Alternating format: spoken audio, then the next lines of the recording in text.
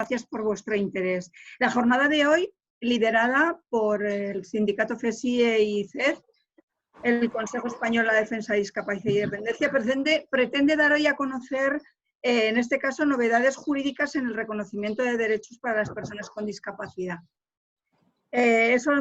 Ahora voy a dar paso al secretario general de FESIE, pero antes deciros que el evento es accesible con intérprete de lenguaje de signos. Por favor, las personas que lo necesiten, que busquen, que yo lo estoy viendo, pone intérprete LSE y active la opción fijar vídeo y podrá seguir de manera accesible la jornada. Yo simplemente terminar y ya, bueno, como soy de CED, decir que CED es el Consejo Español para la Defensa de la Discapacidad y la Dependencia. FESIE es uno de los sindicatos importantes dentro de nuestra organización y lo que nos caracteriza es que somos la plataforma cívica y social más independiente y transversal que existe. Representamos a más de 3.000 entidades, entre patronales, sindicatos, asociaciones, fundaciones, centros especiales de empleo, colegios profesionales. Y estamos al día, queremos estar al día, y hoy con Néstor González, que es nuestro ponente de hoy, que lo va a presentar Javier. Doy paso a Javier como secretario general de FESIE. Buenos días, Javier. Muy buenos días a todos. Bienvenidos a esta jornada de formación. Como decía Albert, un sistema de trabajo que ha venido para quedarse. En principio está como sistema de prueba, pero es fácil que se quede de forma indefinida, ¿verdad? Bien. Esta jornada de formación muy interesante, como decíamos, organizada conjuntamente por el Consejo Español de Defensa de la Discapacidad y Dependencia y la Federación de Sindicatos Independientes de Enseñanza. Me vais a permitir, antes de presentar a Néstor, a nuestro ponente, una pequeña referencia de la trayectoria de FESIE. FESIE somos la Federación de Sindicatos Independientes de Enseñanza, somos una organización sindical. Desde el año 78, hemos pasado ya los 40 años, y nuestra trayectoria, pues como su nombre indica, ha sido en el sector de la educación, sector educativo, desde centros de educación infantil a centros universitarios. Sin embargo, en el 2013 dimos el paso de incorporación al sector de la discapacidad. En este sector, pues nosotros en primer lugar, nos hemos impregnado de las peculiaridades de los centros de atención a personas con discapacidad, y también hemos tenido una trayectoria en tres dimensiones.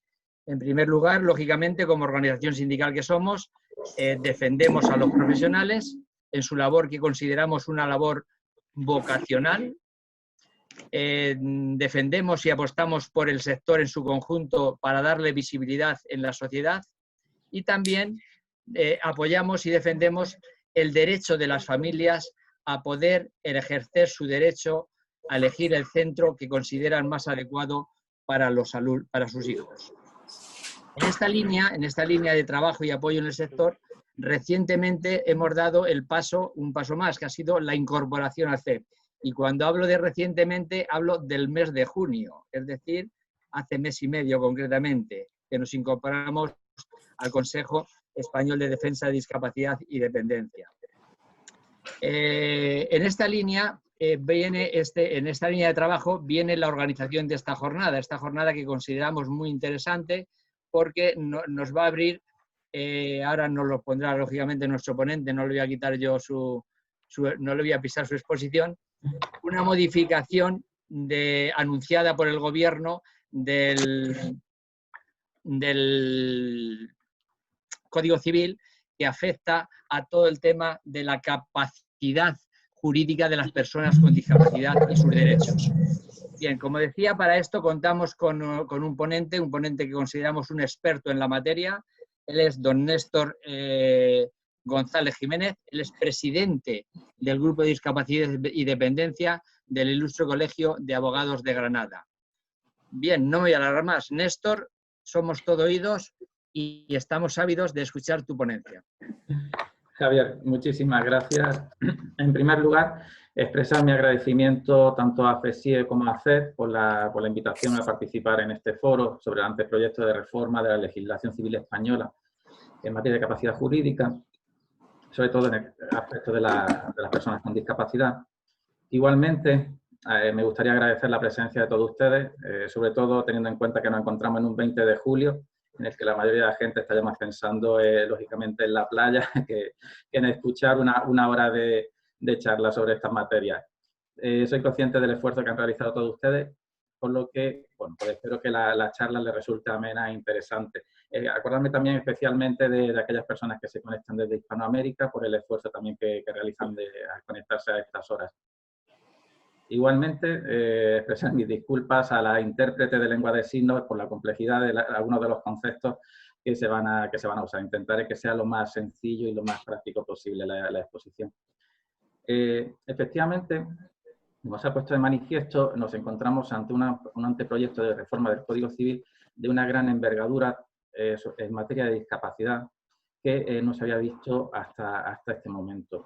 Para entender este proyecto o este anteproyecto de reforma, nos tenemos que dirigir o tenemos que lanzar nuestra mirada al principal instrumento internacional de reconocimiento de los derechos de las personas con discapacidad, que es la Convención Internacional sobre los Derechos de las Personas con Discapacidad, que se aprobó en el año 2006. Fundamentalmente, dentro de esta convención, tenemos que fijarnos en el artículo 12 de la misma, en la que se establece el igual reconocimiento como persona ante la ley de la persona con discapacidad. Va a fijar que todas las personas con discapacidad tienen la misma capacidad jurídica que cualquier otra persona.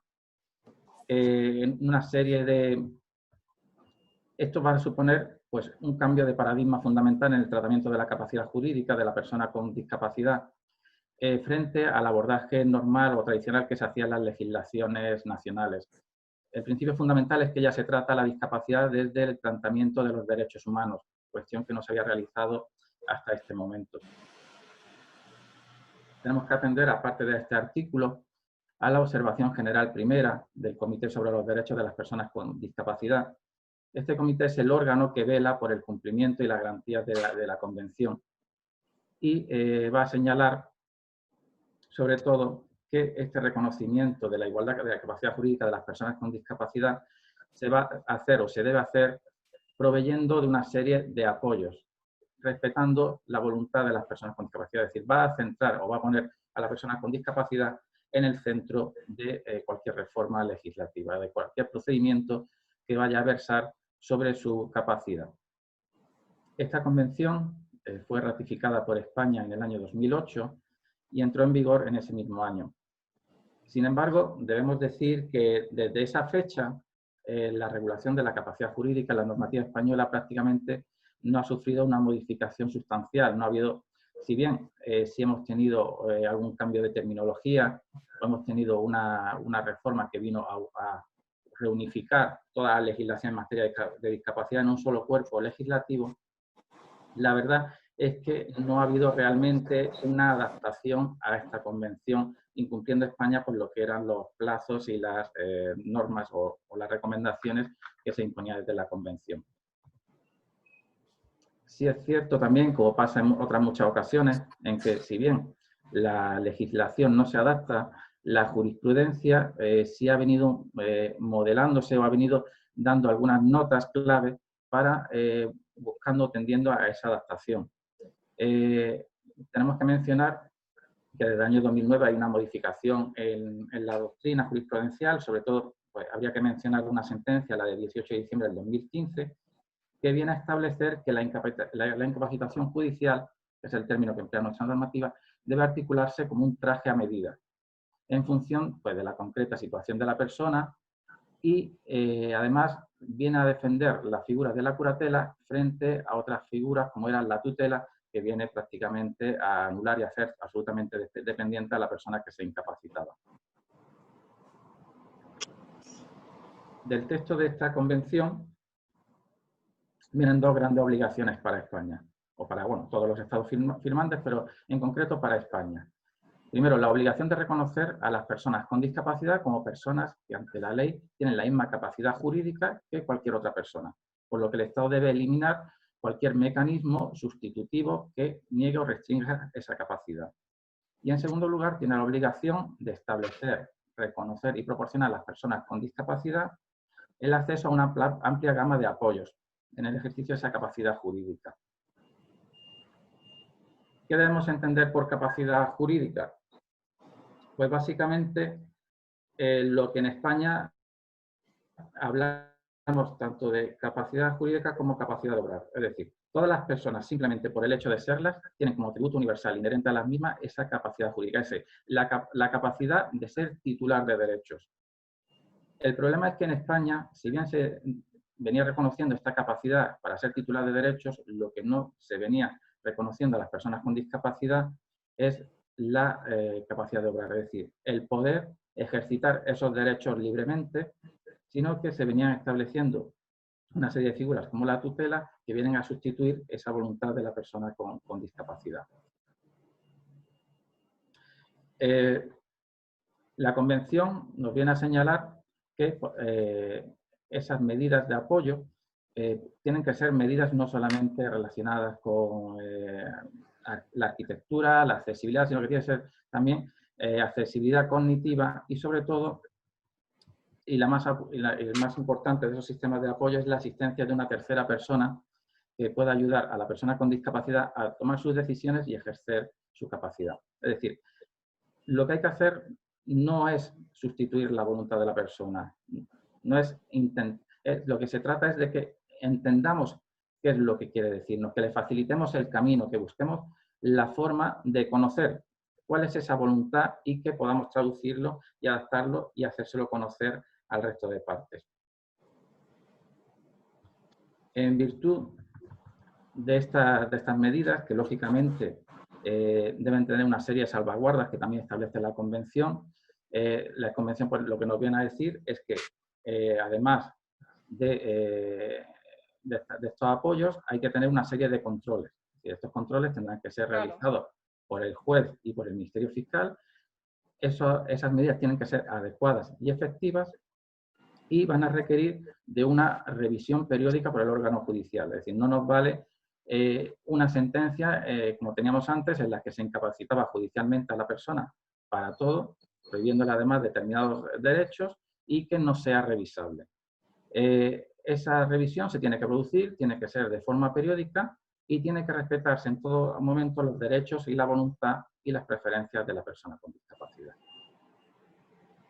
Pues bien, es a partir del año 2018 cuando se abre por fin una consulta pública para el anteproyecto de ley por el que se reforma la legislación civil y procesal en materia de discapacidad.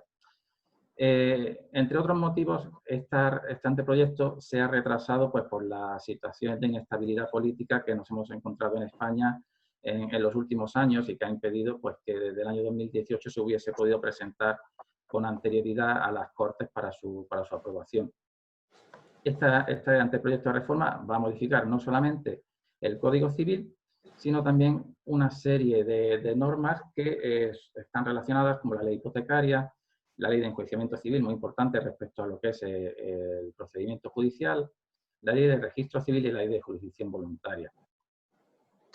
Desde esta fecha, desde el 2018, se han realizado pues, alguna serie de aportaciones y de modificaciones al texto primigenio y ya es el pasado 7 de julio cuando el Consejo de Ministros remitirlo para su tramitación parlamentaria. ¿Esto qué significa? Pues que este anteproyecto, en un caso, es un texto definitivo, ahora se va a someter a estudio y a aportaciones por todos los grupos parlamentarios y esperamos pues, bueno, que algunas de las deficiencias que tiene pues, se puedan mejorar y que se incluyan cosas que en principio no contemplan. Por tanto, pues, bueno, todo lo que vamos a tratar aquí tenemos que tener en cuenta pues, que tiene un carácter un poco provisional, de cara a que bueno, no se trata del texto definitivo y no sabemos realmente lo que se va a realizar. Pero sí bien es cierto que lo que nos queda claro es que va a ser una reforma muy positiva en cuanto se está adaptando a esos requisitos de la Convención de Derechos de las Personas con Discapacidad. Como hemos dicho, Es una reforma muy profunda, tanto en contenido como en normas afectadas, y que va a cambiar los procedimientos relacionados con la persona con discapacidad.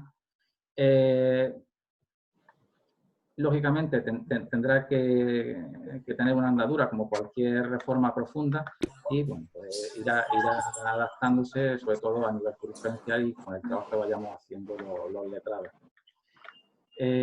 Ya entrando en lo que es la reforma en sí, debemos prestar una especial atención a la exposición de motivos del anteproyecto. Es una exposición de motivos muy amplia y que nos va a dar las líneas generales de los objetivos y los fines que busca este anteproyecto de reforma.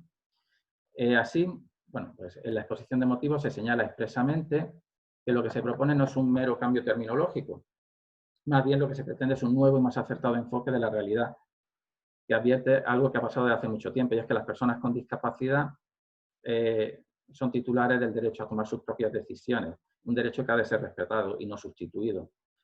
Por tanto, lo primero que nos vamos a encontrar en la presente reforma es que van a desaparecer términos como incapacidad, incapaz, incapacitado y otros similares.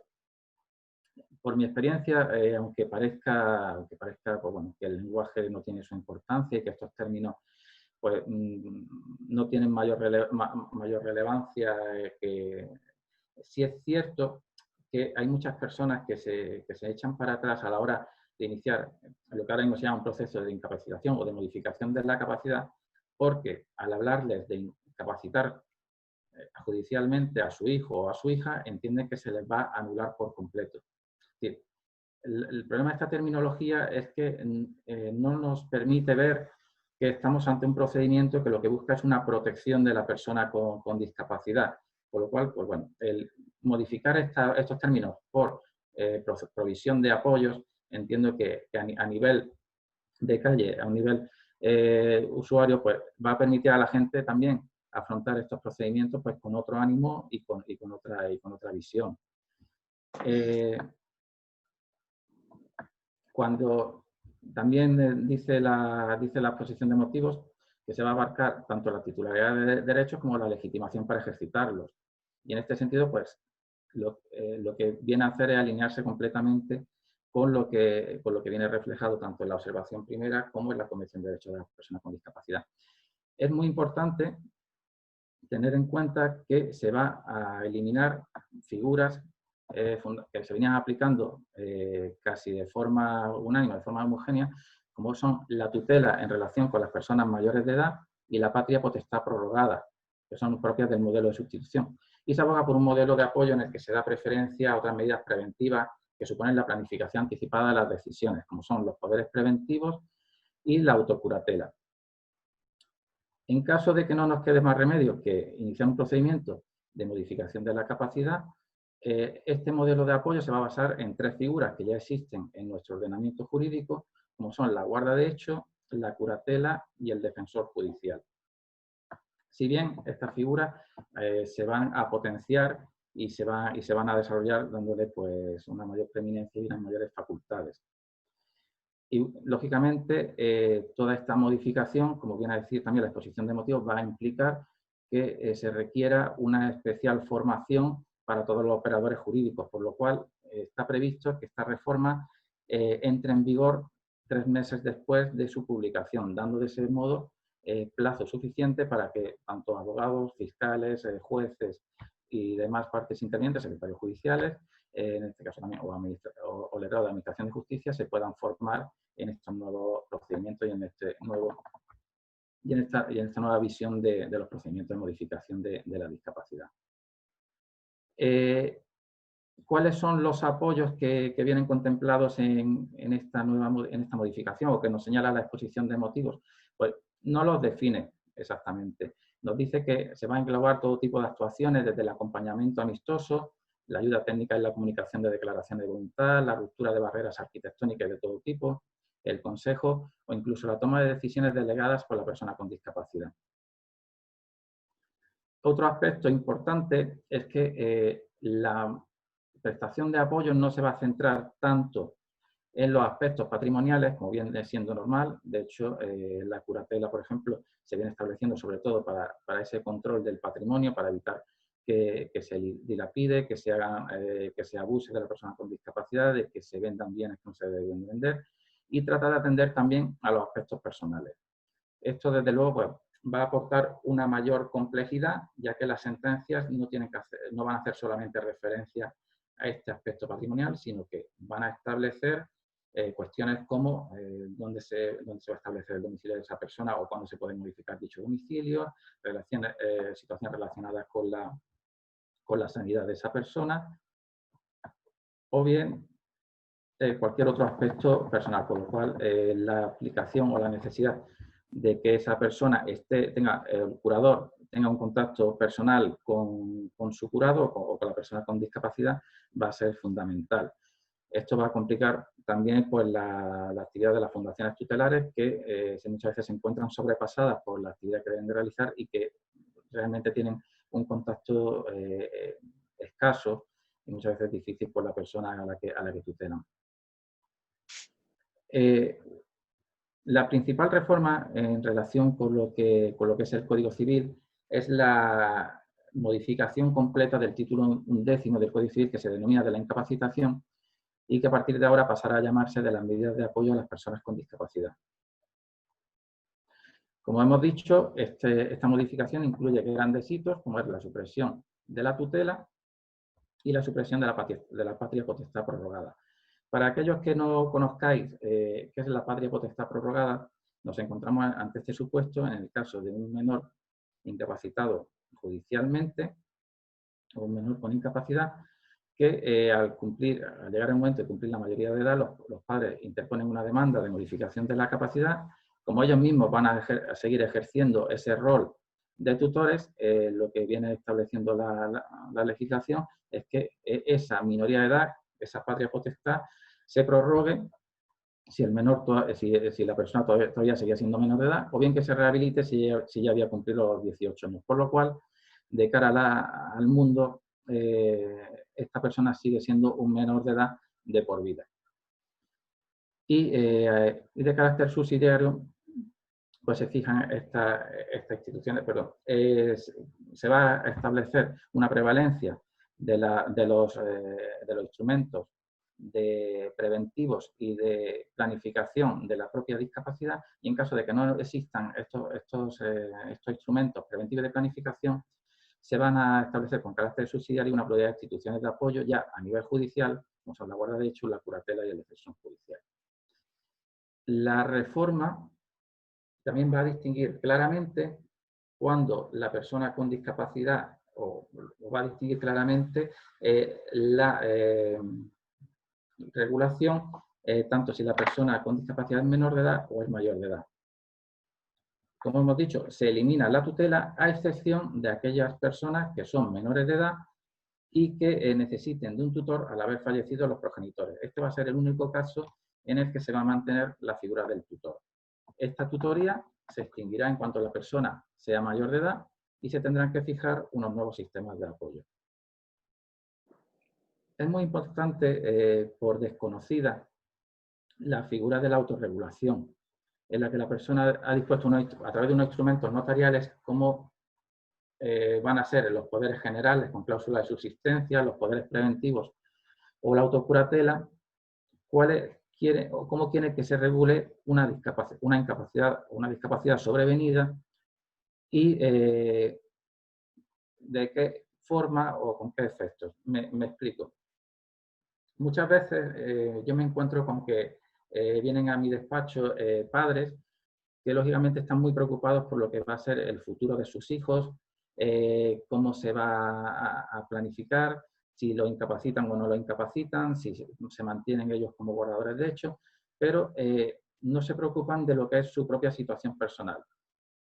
En este momento en el que hemos vivido esta situación de pandemia, yo creo que más que nunca somos conscientes o hemos sido conscientes de lo vulnerables que somos, de lo vulnerable que es el ser humano, y que el día de mañana cualquiera de nosotros pues, puede sufrir un ictus, puede sufrir un Alzheimer, puede sufrir una demencia, es decir, podemos sufrir un accidente laboral. Son muchísimas las circunstancias que se pueden dar por las que pues, podamos ser sujetos de una discapacidad sobrevenida.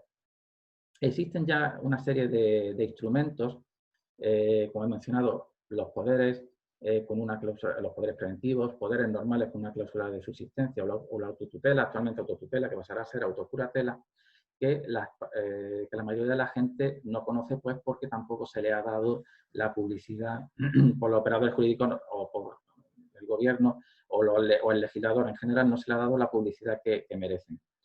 Estas herramientas son sumamente útiles y yo siempre invito a la gente que conozco a que lo lleve a cabo, a que hagan sus poderes preventivos.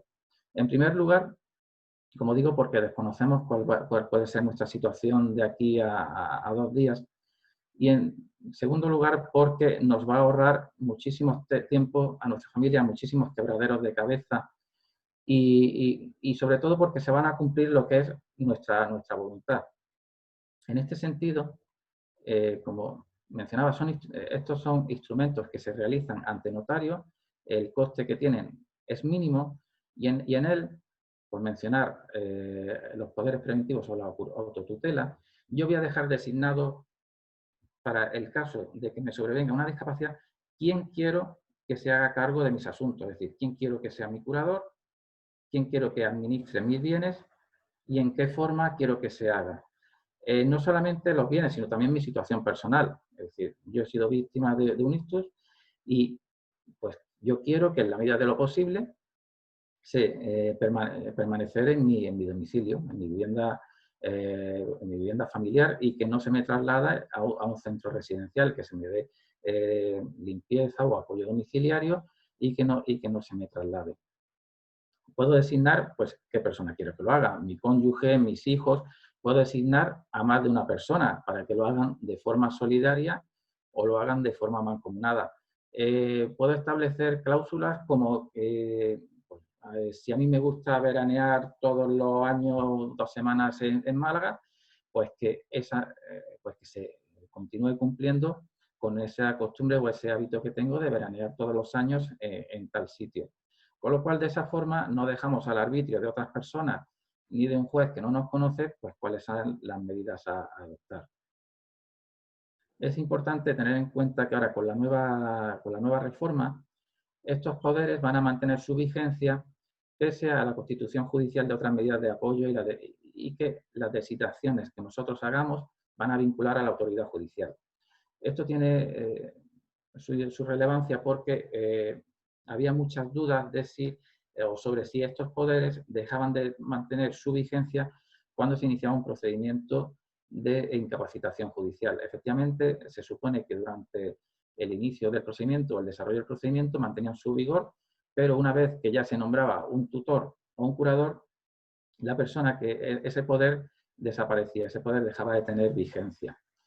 Importante, como he dicho también, que esas designaciones van a vincular a la autoridad judicial, a menos que claramente surjan circunstancias por las que la persona que nosotros hemos dicho o hemos designado como curador o como tutor caiga en alguna causa por la que no pueda hacerlo. Imaginemos el supuesto pues, de que caiga en concurso de acreedores, sea penada o sea encontrada culpable de un delito de violencia familiar contra la persona con discapacidad, por lo cual pues, no sea una persona apta y en esos casos el juez sí tendrá potestad para nombrar a otra persona como curador.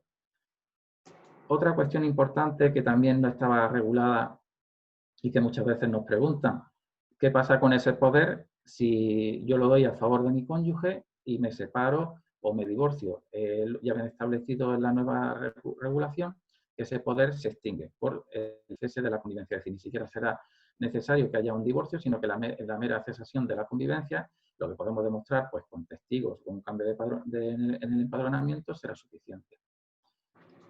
Hay otra herramienta que también, aunque parezca mentira, es poco usada, que es el testamento. No son pocos los casos de padres con hijos con discapacidad que ni siquiera han planificado su muerte, ni siquiera han elaborado, bueno, ni siquiera han hecho testamento, cuando igualmente, al igual que en los poderes preventivos, y la autocuratela son herramientas notariales realmente muy económicas, muy sencillas, que cualquier abogado o incluso el propio notario informan de forma totalmente gratuita a la gente cómo hacerlos. En el testamento, los padres podrán designar tutor o tutores, los órganos de fiscalización de la tutela, las personas que hayan de integrarlos y ordenar cualquier otra disposición sobre las personas o los bienes. Actualmente, como he dicho, los progenitores pueden designar tutor o tutores.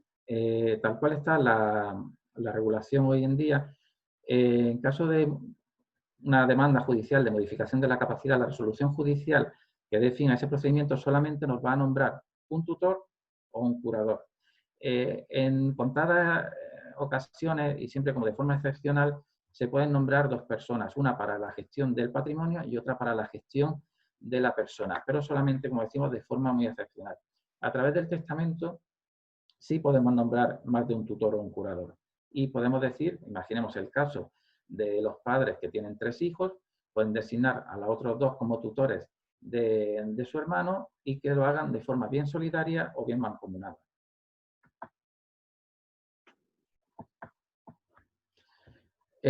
Como medidas de apoyo, y siempre que no tengamos, como hemos dicho, establecido un poder preventivo o una autocuratela, nos vamos a centrar en 3 figuras fundamentales que son el defensor judicial, el curador y el guardador de hecho. El defensor judicial va a ser una figura que se va a establecer solamente para apoyos ocasionales. Me explico. Cuando alguien interponga una demanda de modificación de la capacidad o de prestación de apoyos, para el caso de que no exista algún familiar que pueda defender a esa persona y que sea el Ministerio Fiscal quien ha interpuesto la demanda, se tendrá que nombrar un defensor judicial que represente a esta persona. ¿Quién lo será? Pues esto es una batalla que estamos teniendo a nivel colegial para que se intente o se cree una figura o se cree un cuerpo específico de abogados especialistas en discapacidad para que a través del turno de oficio se pueda nombrar este defensor judicial, de forma que no sea un familiar que pueda tener algún tipo de conflicto de intereses con la persona a incapacitar.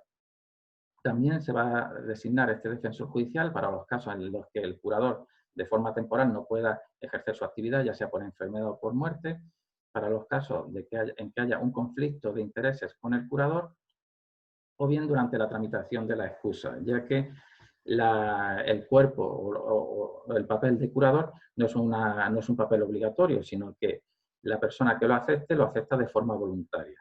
¿Vale? Por lo cual, pues si no desea hacerlo, puede presentar la excusa de que pues, bueno, es incompatible con su actividad o le va a representar una actividad muy gravosa y desea no ejercerla. Respecto a la guarda de hecho, su potenciación como apoyo informal, natural o de hecho, va a ser muy importante a través de esta nueva legislación. Para que entendamos todo lo que es el guardador de hecho, voy a poner un ejemplo muy sencillo, como es el caso de los propios padres de la persona con discapacidad. Es decir, en la mayoría de los casos no es preciso siquiera incapacitar o modificar la capacidad de la persona con algún tipo de discapacidad porque conviven en el domicilio familiar y mientras que los padres están vivos, pues siguen protegiéndolo y cuidándolo para que bueno, pues nadie pueda abusar de ellos, nadie pueda aprovecharse, con lo cual, pues lo que viene a reflejar esta normativa o lo que viene a reflejar esta figura de la guarda de hecho es esa situación que ya se está dando en la mayoría de las familias en las que la persona con discapacidad no necesita de más apoyos que los que ya tiene, estos apoyos informales de la propia familia. En el caso de los menores que están bajo la patria potestad, al ser mayor de edad, pasa automáticamente a esta figura, a esta protección por el guardador de hecho. Se le reconoce en la nueva normativa, que es algo que no estaba antes recogido, el derecho del guardador de hecho a solicitar prestaciones públicas o a realizar actos de escasa relevancia económica o de escasa relevancia personal. Sí es cierto que va a haber determinados actos que van a requerir acreditar la representación de la persona con discapacidad. Pongamos el ejemplo de la venta de una vivienda o del alquiler de esa vivienda durante más de 5 años. En esos casos, la persona con el guardador de hecho tendrá que solicitar una autorización judicial para pues, realizar esos actos, ya sea una compraventa o sea un alquiler o sea la constitución de un préstamo o bien de algún tipo de producto financiero. El juez podrá autorizar no solamente ese acto concreto, sino también otra batería de actos que sean similares a ese que se está aprobando. Como hemos dicho, al desaparecer la tutela, la figura preeminente va a ser la de la curatela. La diferencia que existe hoy en día, aunque ya la curatela está entre tutela y curatela, es que el tutor viene a sustituir en todos los actos a la persona con discapacidad. En cambio, el curador lo que viene es a prestarle un apoyo permanente, un apoyo que es graduable en función de las necesidades de la persona, individualizado o personalizado, y que va a requerir pues, bueno, que en determinados actos le acompañe. Yo siempre pongo el mismo ejemplo. El caso de una cuenta bancaria. Esa cuenta bancaria, si la queremos abrir, el tutor puede hacerlo sin necesidad de que acuda la persona con discapacidad. No tiene por qué conocer que se está realizando ese acto en su nombre. En cambio, cuando tenemos a un curador, a la persona con discapacidad se le va a hacer partícipe de todos los actos de su vida. ¿Por qué? Porque él va a ser como un firmante solidario en esa cuenta bancaria. Le va a apoyar, le tiene que explicar todos los actos que se va a realizar, va a firmar junto al mismo, ya sea un contrato de trabajo, una venta, y lo que se va a procurar es que ese curador venga a respetar la voluntad y las preferencias de las personas, ya sea manifestándola, o sea, voluntad que haya manifestado la persona con discapacidad, si puede hacerlo, o bien interpretándolas, y intentando, pues, que, como hemos dicho, ejerza esa función solamente de asistente. Sí es cierto que se va a mantener dos figuras, o el curador va a tener dos vertientes. Una, como hemos dicho, la de asistente, la de colaborador, la de firmante solidario, y en otra vamos a tener el curador representativo, que va a tener un poder de representación de alcance general a la manera del tutor, ¿vale? Que responde más bien a lo que eran las premisas que teníamos antes del modelo de sustitución. Es decir, para aquellos casos en los que la persona con discapacidad tenga un cuadro más grave, en el que se entienda que no se puede valer por sí solo, aunque se va a modificar el nombre, ya no va a ser tutor, va a existir ese curador con esa capacidad representativa y de sustitución.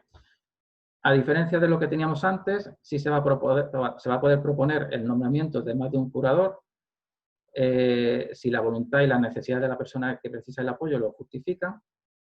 Igualmente, como teníamos antes, se pueden separar los cargos de atención a la persona y de control del patrimonio, y será el juez el que venga a establecer el modo de funcionamiento. Como hemos dicho, es un cargo que será excusable, es un cargo que va a tener una serie de controles por parte del juez y del fiscal. De forma anual se va a tener que presentar, como ya se hace actualmente, una serie de informes, tanto de la situación económica como de la situación personal. Es decir, hasta la fecha, una vez que se aceptaba el cargo de tutor o de curador, se presentaba un inventario y posteriormente solamente se tenían que presentar unos informes de manera anual que versaban sobre todo sobre la situación del patrimonio de la persona con discapacidad. ¿En qué situación me lo encontré y en qué situación está ahora? Si he realizado algún acto de disposición, justificarlo y demás. Ahora nos van a pedir sobre todo también que justifiquemos su situación personal. Si ha estado sometido a algún tipo de operación, si se ha modificado, si se ha cambiado su domicilio, si se le ha internado, y va a necesitar de autorización judicial tanto para lo que diga la sentencia como para aquellos actos de trascendencia personal, además de lo ya contemplado en la legislación para lo que es el caso general del tutor. Estas medidas de apoyo, como ya venía exigiendo la Convención, se van a revisar de forma periódica y esto se tendrá que hacer en un plazo máximo de 3 años. Junto a esta revisión, el juez puede pedir que se aporte un informe pericial, o él puede solicitar que se aporte un informe pericial relativo a la persona elaborado por un facultativo asignado por el tribunal, es decir, por el médico forense. Esto es para ver si las medidas de apoyo que se le han dado a las personas están siendo correctas, no están siendo correctas, y sobre todo porque lo que se pretende con estas medidas de apoyo también con la figura del curador es fomentar la autonomía de la persona con discapacidad y que las necesidades de apoyo cada vez sean menores. Es decir, que a esa persona pues, se le integre en una asociación, en un centro de día, que realiza actividades y que de alguna forma no se la relegue a estar encerrada en casa, sino que se fomente pues, su inclusión en la sociedad, su inclusión en el marco laboral. Junto a esta modificación del Código Civil, que va a tener también otros hechos relevantes como las modificaciones o va a tener cambios en cuanto a aspectos como las crisis matrimoniales, en las que las sentencias de divorcio, cuando tengamos a un menor con discapacidad, que sea mayor de 17 años, se va a poder establecer o debe establecer el juez también qué medidas de apoyo se van a establecer con respecto a esa persona, qué régimen de visita se va a establecer, con la importancia de que tanto con el régimen de visitas como con las medidas de apoyo se van a realizar en audiencia o con audiencia de la persona con discapacidad. Se van a modificar también cuestiones relacionadas con las sucesiones y las herencias. Por ejemplo, y tiene especial importancia el hecho de que los padres en testamento van a poder disponer de la legítima correspondiente a otros hijos cuando tengamos a una persona con discapacidad y con necesidades especiales, que como dice la norma, que no pueda valerse por sí misma, con carácter excepcional se va a poder disponer de esa legítima. Pues bien, todas estas modificaciones a nivel sustantivo, a nivel de regulación, lógicamente deben de acompañarse de una modificación, de una reforma en la legislación procesal. Lógicamente, esta reforma o la forma en la que se deba de hacer, en primer lugar, tiene que tener en cuenta las propias condiciones de la persona con discapacidad. Por fin y por primera vez se va a plantear en la regulación de los procedimientos civiles la posibilidad de realizar ajustes y adaptación del procedimiento, lo que hasta la fecha solamente se realizaba en supuestos de víctimas con discapacidad. En este caso, se deja en manos del letrado de la Administración de Justicia, lo que antes se conocía como secretario judicial, la consideración o la determinación de cuáles son esos ajustes de procedimiento y de cuáles son esas adaptaciones que se deben de realizar para que la persona que se encuentra ante este procedimiento de modificación de la capacidad lo entienda, sea capaz de seguirlo y sobre todo sea capaz de expresar su voluntad y sus deseos. Entiendo que esto ya es una apreciación personal, que se debería aprovechar esta modificación del procedimiento para incluir figuras de las que se lleva hablando muchísimos años y que todavía no se le ha dado una regulación, no se han incluido, como es la figura del facilitador. ¿Vale? Para explicarlo de una forma muy simple, igual que se permite o ya se regula o se incluye que para las personas con deficiencias, con personas sordas, puedan contar con un intérprete de lengua de signos, entiendo que es fundamental, y así entienden las nuevas corrientes, que se cuente también con personas que faciliten la accesibilidad cognitiva al procedimiento. Esto es lo que en otros países, en otras normativas, con distintos nombres, se viene a definir como lo que es el facilitador. Es decir, una persona que tenga formación en psicología, asistente social, es decir, la persona fundamentalmente que forma parte ya de los equipos psicosociales de la asociación o del ente en el que está esta persona con discapacidad, que pueda intervenir durante todo el procedimiento, que sea una figura ajena a lo que es el abogado, ajena a lo que es el secretario judicial, que le haga de acompañamiento a esta persona durante todo el procedimiento y que le explique, le facilite y haga de intermediario o de hilo conductor entre el juzgado, el abogado y el juez. De tal forma que la persona que está viviendo este procedimiento pues lo haga de una forma plena. Ante esto, dicho esto, el procedimiento que establece la nueva reforma plantea el procedimiento de provisión de apoyos como un procedimiento de jurisdicción voluntaria. Únicamente en el caso de que se detecte que existe un conflicto de interés, un peligro de abuso o una influencia indebida o un riesgo cierto y grave para los derechos de la persona en el procedimiento, este deberá convertirse en contradictorio, es decir, lo pasamos a lo que es un juicio verbal. Para explicarlo en términos quizás un poco menos técnicos, ¿qué significa la jurisdicción voluntaria? Pues la jurisdicción voluntaria significa que yo presento un escrito poniendo en conocimiento del juez que hay una situación en la que hay una persona que necesita determinados apoyos para complementar su capacidad y pido al juez que se pronuncie al respecto. No estoy demandando a nadie, no estoy pidiendo que alguien sea traído a juicio. La modificación es sustancial porque hoy en día el procedimiento es, al ser como un juicio verbal, se mueve por el sistema de demanda, banquillo y juicio, en una situación en la que tanto para la persona con discapacidad como para los familiares resulta bastante desagradable. No entienden que en muchos casos uno interponga una demanda acompañando determinados documentos y que esa demanda la tengan que recibir en el domicilio la persona con discapacidad, pues con una serie de informes, con una serie de manifestaciones y que no entienda que los propios familiares estén pidiendo algo tan a primera vista tan grave como puede ser la incapacidad y una serie de prohibiciones de derechos como existía antes, como era el derecho de sufragio o el derecho a contraer matrimonio o el derecho a hacer testamento. La idea es que el procedimiento evolucione y se aleje del esquema tradicional de banquillo y pase a orientarse hacia un sistema de colaboración interdisciplinar o de mesa redonda, en el que estén el juez, los familiares y aquellos profesionales de los ámbitos asistencial y sanitario que puedan aconsejar las medidas de apoyo que resulte idónea a este caso. Es decir, que no nos veamos ante la situación de que una persona con discapacidad, y sobre todo cuando estamos hablando de personas con discapacidad intelectual o psicosocial, se tenga que ver en un juzgado con todos los jueces, con el juez y todos los letrados con su toga y que se está viendo pues que básicamente se le está poniendo en tela de juicio sobre su capacidad. Es cierto que muchas veces a la persona pues no se le llega a llamar al procedimiento cuando son hechos que están, situaciones que son muy claras, con un Alzheimer muy avanzado, en una discapacidad intelectual muy avanzado. Pero bueno, de esta forma se le está privando a ellos de conocer qué es lo que se está haciendo y sobre todo por qué motivo se está haciendo y para explicarle pues que bueno,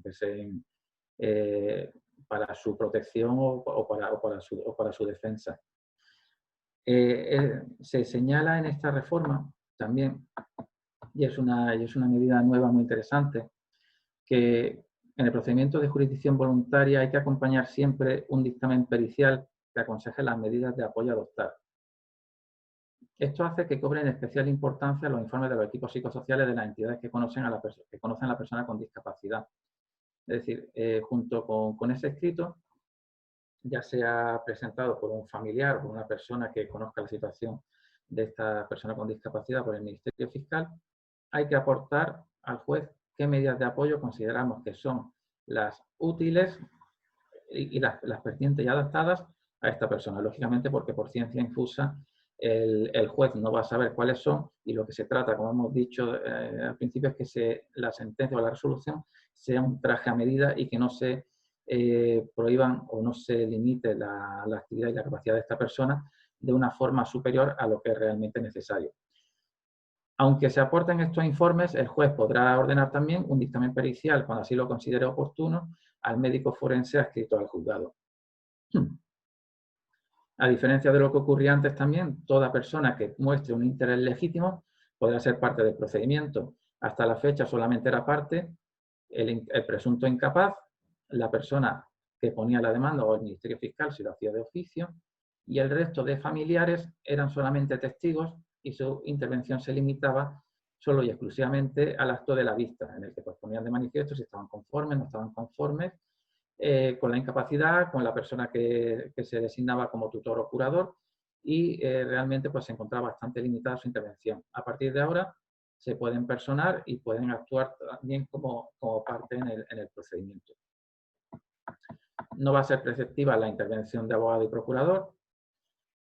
con lo cual, incluso en aquellos supuestos en los que se solicita autorización judicial para la venta de bienes o para disposición de bienes de más de 6.000 euros, no va a ser necesaria esta intervención de abogado y procurador, a menos que se trate de asuntos especialmente complejos.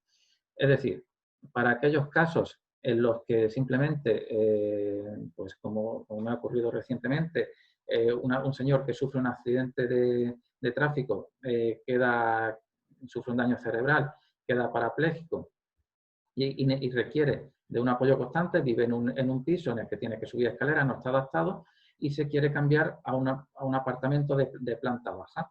Pues para esos casos ya no va a requerir la intervención de abogado y procurador y el procedimiento va a ser más ágil a través de este nuevo proceso de jurisdicción voluntaria. Lógicamente, todas estas reformas van a necesitar de un periodo transitorio. Las disposiciones transitorias en este proyecto van a ser fundamentales. En primer lugar, porque, como hemos dicho, se va a establecer ese periodo de 3 meses desde la entrada en vigor para que se permita la formación de los operadores jurídicos y que conozcan su contenido. Respecto a los tutores, curadores y defensores judiciales ya nombrados por sentencias o por resoluciones judiciales antes de la entrada en vigor de esta ley, continuarán ejerciendo sus funciones conforme a la obligación es que continúen ejerciendo sus funciones conforme a lo recogido en esta nueva legislación. A los tutores, como desaparecen, se le van a aplicar las normas del curador representativo y aquellos padres que ostentan la patria potestad prorrogada o rehabilitada lo van a seguir haciendo hasta que se produzca la revisión de la sentencia por la que se le concedía. Este aspecto de la revisión es importante y va a provocar un cierto caos en los juzgados. En primer lugar, porque desgraciadamente se cuenta con pocos juzgados especializados en materia de discapacidad. La mayoría de los juzgados que tratan esta materia son los propios juzgados de familia, ya bastante colapsados de por sí. Y los jueces que se vienen a hacer cargo de estas cuestiones, pues bueno, se encargan no solamente de los procedimientos de incapacitación judicial, sino también de todo lo relacionado con internamientos involuntarios, menores y demás. Lo que viene a decirnos la reforma es que todas las sentencias anteriores a esta modificación van a tener que ser adaptadas. Y el plazo de adaptación va a ser o se va a exigir a los tutores y curadores que en la primera revisión que se realice, que en la primera presentación de informe y revisión de cuentas que hagan una vez entrada en vigor la ley, soliciten que se proceda a la revisión judicial de la sentencia que dio origen a la modificación de la capacidad. Es decir, si la ley entra en vigor ahora en el mes de agosto o de septiembre y me toca rendir cuentas como tutor el próximo mes de diciembre, ya tengo que, en ese mismo acto, tengo que solicitar que se revise la sentencia y que se modifique por una resolución de provisión de apoyos. Aunque yo realice esta solicitud ahora en el mes de diciembre, el juez tendrá 2 años para hacerlo. Plazo, pues bueno, ya sabemos cómo son los plazos judiciales y más debido al colapso que suelen tener los juzgados, plazo que entendemos que será orientativo y ya que pues, son multitud las sentencias que existen de incapacidad o de modificación de la capacidad conforme a la nueva terminología que tendrán que ser revisadas, con lo cual pues, bueno, habrá que ser paciente y es difícil que se cumpla en este plazo de 2 años.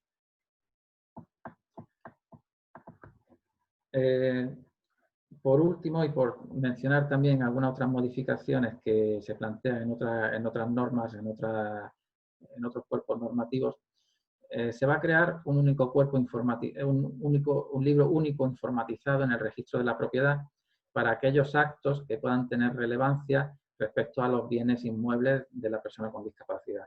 Es decir, las sentencias, aparte de inscribirse en el registro civil, como se viene haciendo habitualmente a través de un marginal en la partida de nacimiento, también se va a crear este libro en el registro de la propiedad para que en aquellos casos en que se vaya a realizar cualquier acto de disposición o de gravamen sobre un bien inmueble, conste de forma fehaciente para el banco, para el comprador, para cualquier tercero de buena fe, que la compra se está realizando a una persona con discapacidad, una persona que, perdón, no tanto a una persona con discapacidad, sino a una persona que viene establecido que necesita de una serie de apoyos y que viene establecido que requiere de la asistencia de un curador, con lo cual la venta no va a ser válida solamente con la firma de él, sino también, o de ella, sino también va a necesitar de la firma de ese curador.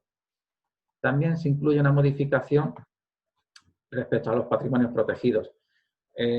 Al igual que lo eran los poderes preventivos y la autotutela, los patrimonios protegidos también es una figura escasísimamente utilizada y muy poco conocida.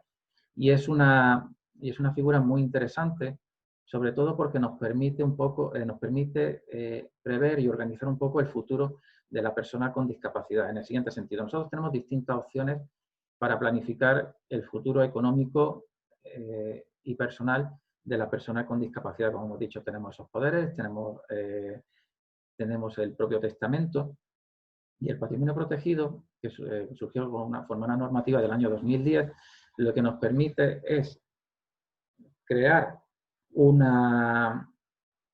o apartar, o, como suelo decir, imaginemos que hacemos una cuenta aparte donde vamos a ir guardando dinero, bienes inmuebles, bienes muebles, acciones, es decir, nos permite una gran variedad de bienes, de tal forma que ese patrimonio nosotros le quede ahí a esa persona con discapacidad cuando nosotros no estamos, para que él lo pueda utilizar, para que sirva a sus necesidades y a diferencia de simplemente crear una cuenta en el banco, como le pasa a muchos padres que lo que vienen a hacer es, pues bueno, simplemente contratan un plan de jubilación o le abren una cuenta en el banco en el que van haciendo depósitos.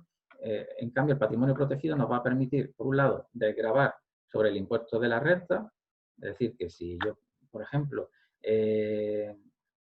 tributo a un 21%, si yo le ingreso todos los meses, ingreso todos los años en ese patrimonio protegido 6.000, 7.000, 8.000 euros a mi hijo con discapacidad, me voy a beneficiar de una desgravación, por lo cual en lugar del 21 puedo tributar al 18%, pero es que además, a diferencia de tener simplemente esa cuenta bancaria, yo puedo establecer en el documento notarial por el que constituyo el patrimonio protegido quién quiero que sea el administrador, si quiero que sea la propia persona con discapacidad o sea otra persona, o bien una o dos personas de forma solidaria, de forma mancomunada, y puedo establecer también de qué forma se va a gestionar y cómo.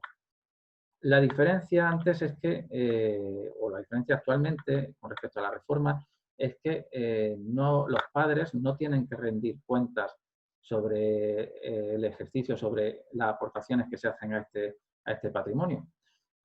Normalmente, en cuanto lo creo, el notario da traslado de que se ha constituido ese patrimonio al Ministerio Fiscal, al registro de la propiedad y a Hacienda, y no era necesario estar pasando cuentas. Ahora, aunque la persona no esté incapacitada judicialmente, porque para constituir el patrimonio la persona no tiene que estar incapacitada judicialmente, parece ser, conforme a la normativa, de que los padres van a estar rindiendo cuentas todos los años al juzgado, al Ministerio Fiscal o al juzgado que lleve la tramitación de estos procedimientos de discapacidad en la respectiva provincia. No tiene mucho sentido este aspecto porque la mayoría de las aportaciones que se realizan normalmente las vienen a hacer los propios padres de su patrimonio, por lo cual el rendir cuentas no tiene sentido, ya que igualmente que pasa con la modificación de la capacidad, en los casos en los que había patria potestad prorrogada o rehabilitada, los padres no tenían que estar rindiendo cuentas anualmente a los juzgados de qué hacían o dejaban de hacer, porque se entiende que al ser los padres siempre van a hacer lo mejor para su hijo. Dicho esto, y por seguirme también ya un poco al horario que estaba previsto, decir a modo de conclusión que la publicación del anteproyecto es sin duda una excelente noticia al suponer el primer paso en la adaptación normativa española a las exigencias del artículo 12 de la Convención de los Derechos de las Personas con Discapacidad. Evidentemente, como he dicho, es un texto provisional, es un texto que se tendrá que modificar y que se tendrá que trabajar, en el que tendrán que hacer sus aportaciones tanto los grupos parlamentarios como las asociaciones, entes y el tercer sector de las personas con discapacidad, que entiendo que son también las que pueden hacer las mejores aportaciones en este sentido y sobre todo, pues bueno, aclarar y mejorar ese concepto de mesa redonda y esa interrelación que debe haber con los juzgados a partir de ahora en cuanto a esos informes periciales que se deben de aportar. En todo caso, es un paso muy importante, es un paso de primer orden y sobre todo va a permitir poner a la persona con discapacidad en el centro de toda la regulación y esa obligación de que se le escuche y que se atiendan sus necesidades y su voluntad. Muchísimas gracias por vuestra atención. Espero que haya sido de interés y no haya resultado excesivamente pesado. No, muchísimas gracias a ti, Néstor. De verdad que sé que te has esforzado en utilizar lenguaje no muy jurídico y yo creo que se ha entendido muy bien. Y sí que tenemos personas que están haciéndonos preguntas. Yo tengo una primera y me han sorprendido muchas cosas, sobre todo hay una, cuando has hablado de una figura sobre todo nueva, que es la del facilitador. Una figura que no existe y sobre todo está dirigida especialmente a las personas que tienen discapacidad intelectual, ¿vale? O personas que tienen cualquier tipo de deterioro cognitivo. ¿Está definido qué tipo de profesional va a ser ese? Porque no sabemos, o sea, no lo has transmitido. Realmente en la norma está definido qué tipo de profesional será, si será un psicólogo, un psiquiatra, un neuropsicólogo, no lo sé. No, actualmente esta figura de acompañamiento, como he comentado, solamente viene establecido en el Estatuto de la Víctima, ¿vale? Para determinados delitos de abusos de abusos sexuales, malos tratos y demás. En lo que es la normativa civil todavía no viene definida. Es decir, sí se dice que se prestarán los apoyos necesarios, que se adaptará el procedimiento, pero no viene todavía ni definida la figura ni desarrollada reglamentariamente, como bien dices, en quién va a ser quien los preste, de qué forma se preste, si va a ser gratuito, no va a ser gratuito, van a ser las asociaciones. Sí sé que ya existen grupos de trabajo, sobre todo por parte de Plena Inclusión, en las que se está un poco debatiendo cómo tiene que ser esta figura y cómo se debe organizar.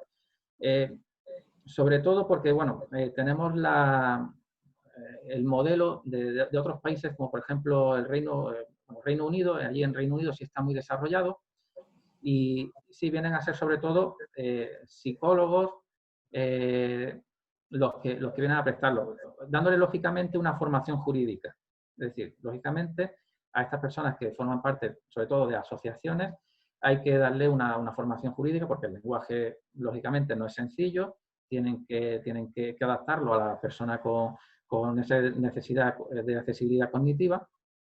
Y la idea, entiendo yo, que será pues que al igual que existen listados de peritos pues para supuestos de arquitectos, ¿no? Cuando necesitamos un arquitecto, pues tenemos nuestro listado a los que recurren los juzgados, traductores de árabe, de francés, intérpretes de lengua de signos. Es decir, al final se tendrá que establecer pues ese tipo de listados para que cuando viene el juzgado, viene el profesional que esté realizando la actividad, detecten que nos encontramos ante una persona con discapacidad intelectual, discapacidad psicosocial, o que tengan esa necesidad, pues podamos contar con esa figura del facilitador. La idea es que, o a mí me gustaría, es que este tema me gusta porque estoy haciendo un trabajo precisamente sobre él. La idea es que no sea solamente en estos procedimientos de modificación de la capacidad, sino que también esta figura intervenga en todos los procedimientos de todos los órdenes jurisdiccionales en los que pueda intervenir una persona con discapacidad. Entiéndase procedimientos de internamiento involuntario, entiéndase el contencioso administrativo, social. Incluso mediaciones, ¿no? Entiendo. Y sobre todo la mediación. Y sobre todo también la mediación es fundamental, sí, que se pueda contar con esta persona, con este facilitador, sobre todo porque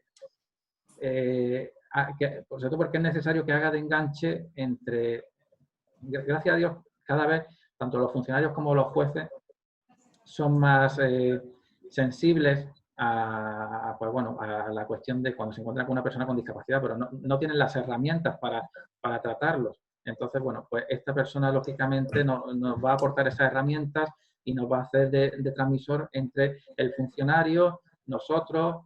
También es importante que se instituya para que los documentos que emita el juzgado también se puedan traducir a un lenguaje, a una lengua fácil, es decir, a un lenguaje fácil, a un lenguaje inclusivo que también la persona pues lo entienda. Ya se están haciendo distintos proyectos, sobre todo por el norte, en el que pues, se está realizando esa traducción a lengua fácil de sentencias, de determinado pues, lógicamente es hacer accesible a estas personas que ya van a ser capaces y que puedan acceder a todo eso. Está claro.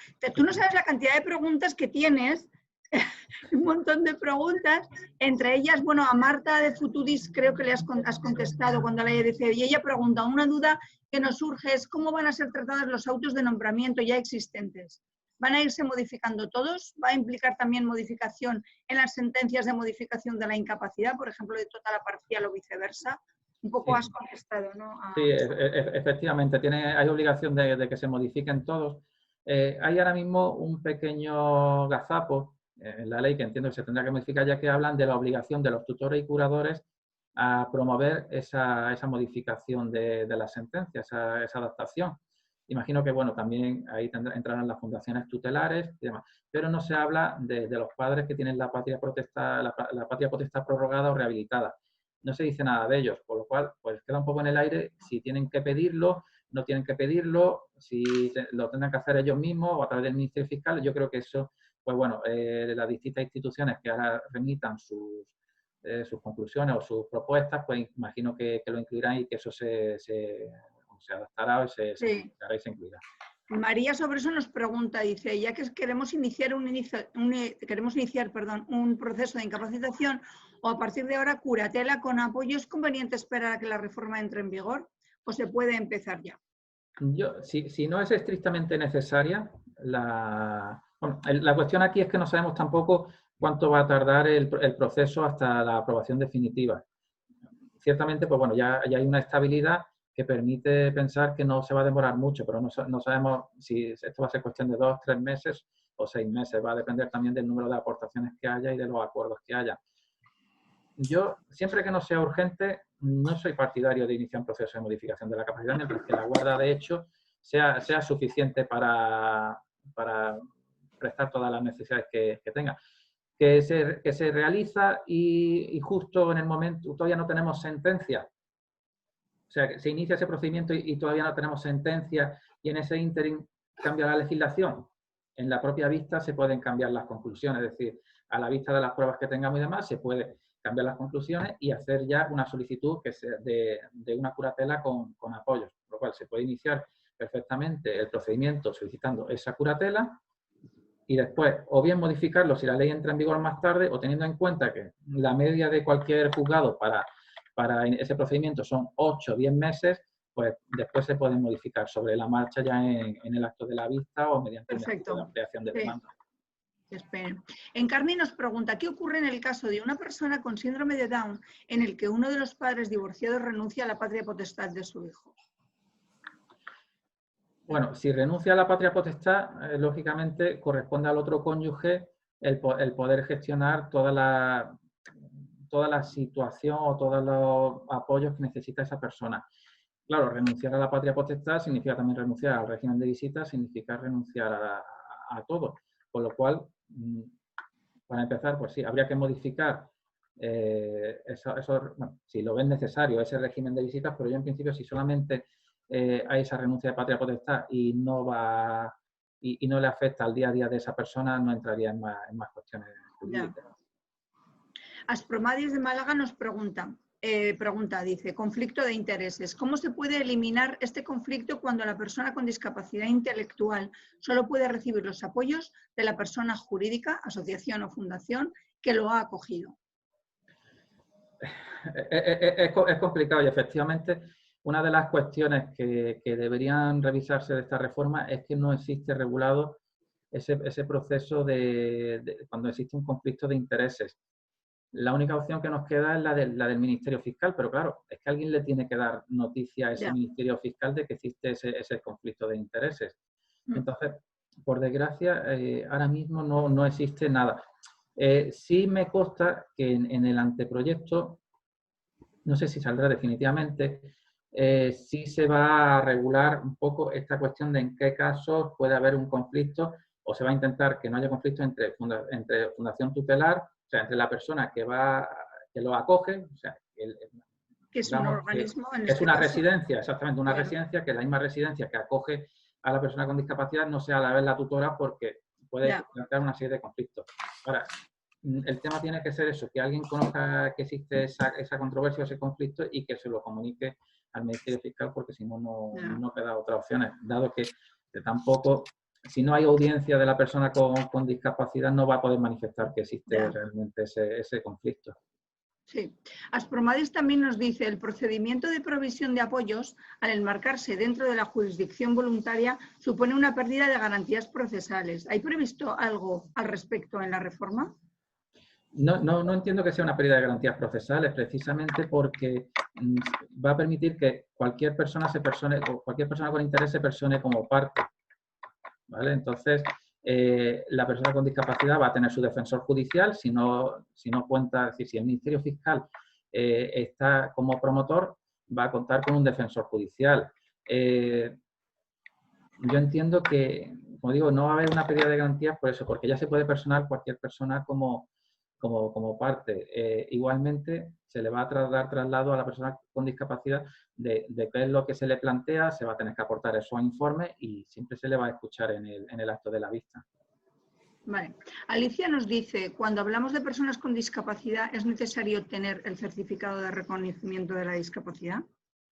No es necesario, pero sí es recomendable. Es decir, en el sentido de que nosotros tenemos que justificar en el juzgado de que la persona cuya capacidad se va a intentar modificar tiene que tener, los requisitos son básicamente eso, que tenga una enfermedad o una discapacidad que sea de carácter permanente y reversible. ¿Eso cómo lo justificamos? Pues con documentación médica y también con este informe de reconocimiento del grado de discapacidad, en el que nos va a decir qué grado tiene y qué circunstancias de su vida son las que tiene afectadas. Es decir, si es una discapacidad intelectual, si estamos ante un ictus, si le afecta a la hora de vestirse, de salir, o sea, una serie de circunstancias. Con lo cual, pues, bueno, viene a ser un elemento de prueba a la hora de acreditar pues, la situación. Obligatorio no es, al fin y al cabo, siempre, tal cual está la regulación, esta persona va a tener que pasar por un médico forense y por una entrevista con el juez que van a determinar pues, si esa persona efectivamente es susceptible de que se le modifique la capacidad. Pues, bueno, sí. Le digo que no es obligatorio, simplemente es una prueba más y es recomendable. Otro asistente nos pregunta, tengo la patria potestad de mi hijo que tiene una incapacidad total. A partir de que me convierta en curador representante, ¿tengo que mandar un informe anual al juzgado? Eso yo también te tenía que preguntar. Sí. Si las revisiones van a ser regladas, van a ser conforme al... Yo es que me meto la cuña porque esa colación de esta pregunta. Si cuando se van a empezar a instancia de parte o van a ser directamente, ya como los casos en los juzgados ya los tienen, cada cuánto tiempo, si van a ser personalizados dependiendo del caso. Sí. Bueno, actualmente está estipulado que de forma anual, ¿vale? se tenga que realizar esta rendición de cuentas, ¿vale? No está todavía arreglado cómo se tiene que hacer ahora con la nueva reforma. Se entiende, por tanto, que va a continuar siendo de la misma manera que la que se venía operando. Al final viene a ser como una dinámica interna del propio juzgado. En la mayoría de los casos no se realiza ni en vista ni en preciso de la presencia del juez ni del secretario, sino que se hace ante un funcionario. Es decir, el mismo funcionario que llevó el expediente, que tenía encargado el expediente de modificación de la capacidad, es el que nos va a citar para que en un plazo de 20 días pues, hagamos esa rendición de cuentas.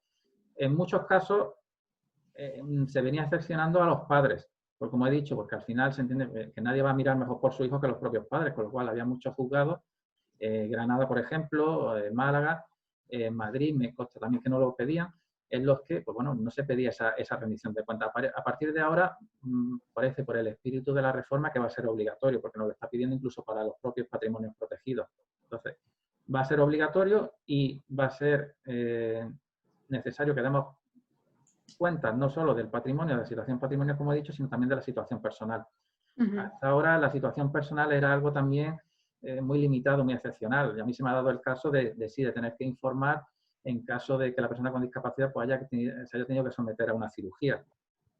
Es decir, decirle, mire, hemos tenido que necesitar una cirugía, yo he dado la autorización y, pues bueno, poco más. Ahora sí tendremos que justificar, como he dicho, cambios de domicilio, tendremos que justificar muchas más cuestiones, pero hasta que no veamos el modelo que nos presente el propio juzgado, que muchas veces, al no ser una cosa o un trámite que necesite de abogado y procurador, los propios juzgados cuentan con unos modelos normalizados que le hacen llegar por carta a los clientes, con lo cual yo me imagino que los juzgados pues, harán ese modelo, lo revisarán conforme a la nueva legislación y es lo que le harán llegar a los familiares cuando toque esa revisión. Vale. Ana de 12, Ana de Luis, dice, en relación a las... Bueno, todo esto todo el mundo está agradeciendo tu ponencia y que ha sido muy clara, muy clarificante para todos. En relación a las personas con baja visión o discapacidad visual grave, ¿debe seguir existiendo la figura del facilitador en el caso de firmas u otras circunstancias? Notariales, por ejemplo, todo esto. Sí, se mantiene.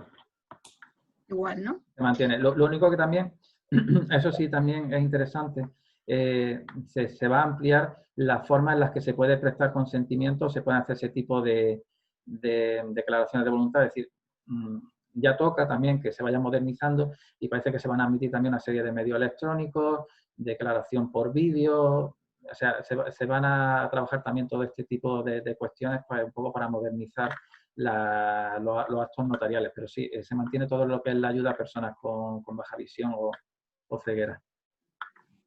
Nos están preguntando que dicen que en Cataluña que se han eliminado la exigencia de testigos en otorgamiento de testamentos y la implementación de medios de apoyo. Pregunta si la reforma incluye algo sobre esto, entendiendo que debería reformarse el reglamento notarial. Sí, pero se mantienen los testigos, y las necesidades de apoyo. Bueno, hay personas que cuentan realmente su testimonio, todos dan las gracias. Es que son tantas que ya no sé cómo hacerlo. Hay una persona que da su testimonio en su centro de trabajo, dice que trabaja en FECLEM y dice que le surgen bastantes dudas. Dice que bajo su punto de vista las personas con enfermedad mental, que al eliminar la figura del tutor, dice que en muchos casos van a quedar desprotegidos.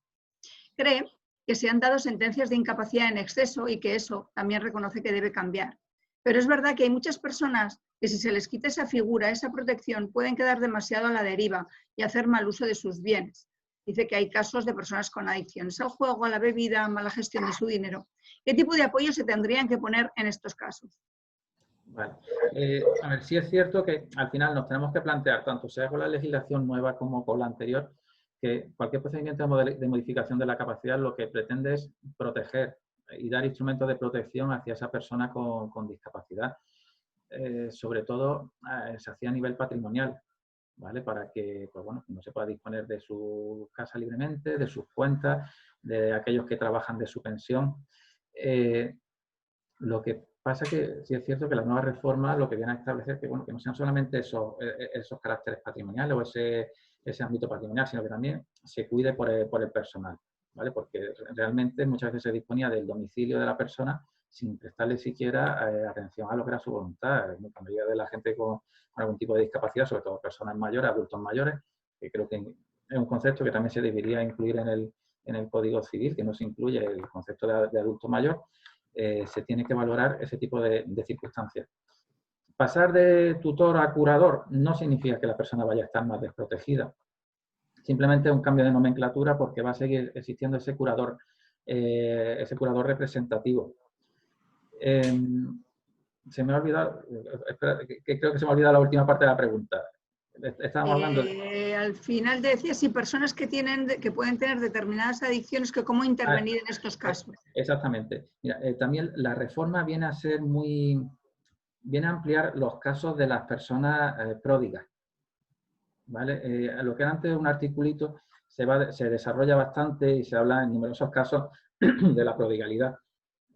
También me imagino porque era una pretensión que tenían muchos entes sociales, muchas asociaciones de personas con daño cerebral, porque uno de los efectos mayoritarios en los casos de ictus o de daño cerebral es la prodigalidad. La gente le pierde el respeto al dinero o pierde lo que es el concepto del dinero y la verdad es que le causa a las familias unas situaciones bastante complicadas, porque pues, bueno, muchas veces cuando es el padre de familia o la madre trabajadora, la que se ve afectada por esta prodigalidad o por esta carencia de valor del dinero, pues eso dejaba a la familia en una situación bastante difícil. Se regula como una figura aparte la prodigalidad, se facilita también este sistema de apoyos y sobre todo pues se facilita que no se intervenga en aspectos personales, sino simplemente en los que son en este caso sí, aspectos patrimoniales de esa discapacidad que sufre la persona. Bueno, estamos a tiempo. Yo hay preguntas, yo ofrezco directamente que hay muchas preguntas que yo creo que si nos las pasan a info@ced.org y te las haremos llegar, Néstor, porque bueno, lógicamente cada persona tiene su casuística y tenemos que ir terminando. Yo agradezco muchísimo en nombre de CED y de FESIE tu intervención. Como ha dicho Albert Campadal, bueno, espero que sigamos colaborando y por supuesto vamos a el cierre y clausura de este acto y de esta jornada a nuestro presidente Albert. Sí, bueno, muchas gracias a FESIE por la iniciativa en proponer una jornada de tanta actualidad y que tanto nos ha aportado, sobre todo a personas como en mi caso, que aunque estoy dentro del sector de la discapacidad y tengo un hermano con discapacidad intelectual, por la amplitud de lo que supone la discapacidad, pues tampoco estamos al tanto ni somos eruditos en temas tan importantes como es el caso de la tutela, ¿no? También muchas gracias a Javier Muñoz Hierro, secretario general de FESIE, por la colaboración y la iniciativa que he tenido en proponer esta jornada que tantas expectativas ha despertado. Y a ti, Néstor, pues no tengo palabras. Eres un erudito.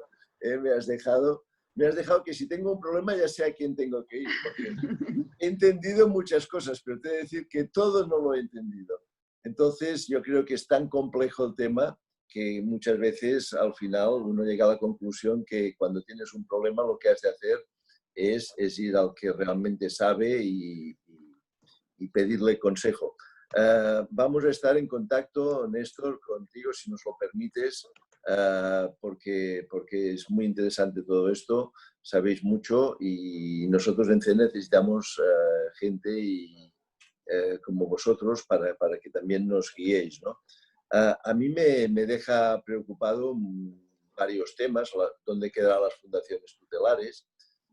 Yo, por ejemplo, pues mi hermano y yo somos dos hermanos, los padres se han muerto y yo me ocupo de mi hermano. Mi hermano realmente, pues sin mí lo tendría crudo, sin mí, después hay mis hijos, ¿no?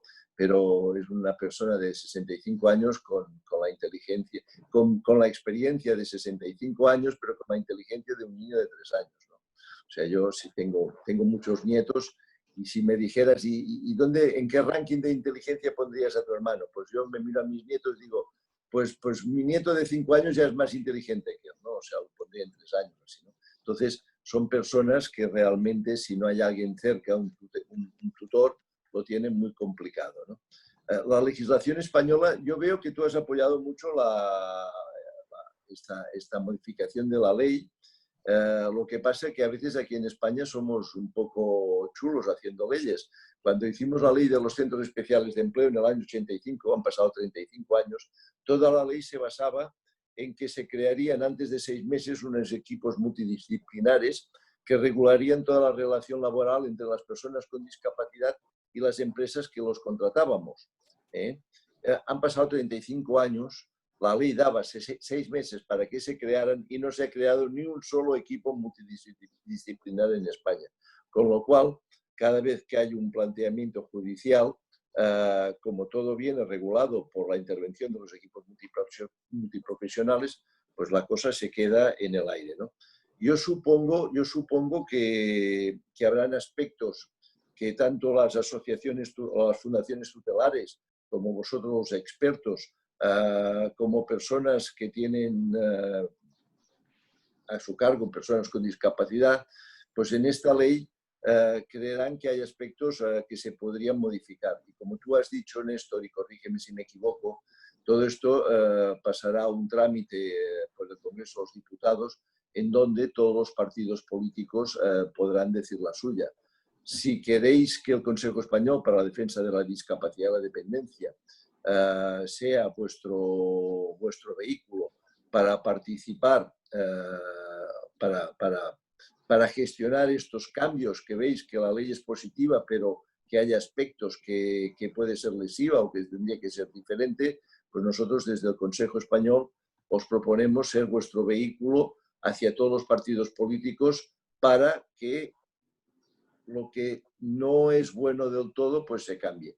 Desde luego nosotros en el Consejo Español, y hay gente del entorno del Consejo Español que lo sabe, hoy tenemos la suerte de contar con muchos participantes en esta charla que no son del entorno del Consejo Español y que les doy la bienvenida y les abro las puertas del Consejo Español porque están abiertas a todo el mundo. Pues nosotros desde el Consejo Español creemos que hay cosas que a veces legislativamente no se hacen como nos gustaría que se hicieran. Por ejemplo, se dice, desde el Consejo Español no apoyáis la educación inclusiva. No, nosotros apoyamos la educación inclusiva y creemos que en determinados casos la educación inclusiva es buena o puede ser buena, pero también apoyamos la educación especial porque hay muchísimos casos de discapacidad en donde la educación especial pues, es más adecuada o puede ser más adecuada, porque no todos los grados de discapacidad ni todas las discapacidades son iguales, ¿no? Y apoyamos el derecho de los padres a que elijan su discapacidad. Y pensamos que, por ejemplo, la ley de contratos del sector público ha excluido al 50% de las personas con discapacidad en el ámbito de las contrataciones. Todo esto que a veces se hace en interés de parte, creemos que es lesiva para muchas personas con discapacidad. Y nosotros somos la otra voz de la discapacidad que nos gusta y tenemos una vocación de elevarlo y de decirlo y de proclamarlo, ¿no? Entonces, pues si fundaciones tutelares, asociaciones, vosotros como grupo de expertos en estos temas creéis que hay cosas que se han de cambiar o se han de aportar o se han de modificar, nos lo decís y nosotros estamos a vuestra disposición, ¿no? Porque de alguna manera, mira, el otro día, curiosamente, hablando de esto, cuando todavía no estaba programada esta charla, estaba hablando con una abogada que pertenecía a una fundación tutelar. Y bueno, la noticia esta ya evidentemente me había llegado y yo le digo, oye, ¿cómo ves tú esta nueva legislación? ¿Cómo la percibes? Dice, pues yo creo que al final todo quedará como un postureo, así mismo, todo quedará como un postureo. Veo por lo que tú me dices que no va a ser así, que hay cosas muy positivas, de la cual cosa me alegro, ¿no? Pero sí que hay intereses que se tienen que preservar, las fundaciones tutelares, igual que las asociaciones, que los colegios de educación especial llevan muchos años funcionando. Yo si a mi hermano no tuviera detrás hijos que pudieran cuidar de mi hermano ante una eventual problemática de salud mía, pues pienso que una fundación tutelar sería una buena herramienta, quizá desde la ignorancia, pero que una fundación tutelar podría ser una buena herramienta para que tuvieran cuidado de mi hermano, porque muchas veces las leyes dicen que todo funciona, pero después todo no funciona. Bueno, nada, que no soy el experto y solo tengo que hacer el cierre. Agradezco a todos los que habéis participado en este congreso, el que hoy estéis aquí con nosotros, a Néstor sobre todo, a FESIE, a Javier Muñoz Hierro. Reitero que estamos en contacto con todos los que queráis poneros, a todos los que queráis que nosotros seamos vuestra muleta para modificar en lo que sea necesario esta ley y emplazaros a futuras jornadas que siempre son muy interesantes y son muy instructivas para todos. Muchas gracias a todos y un fuerte abrazo. Que vaya bien. Adiós. Muchas gracias. Muchas gracias.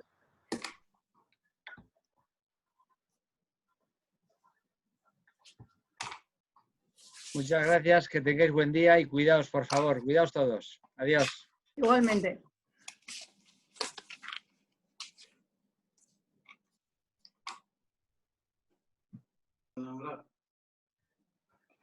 ¿Por qué no lo han nombrado?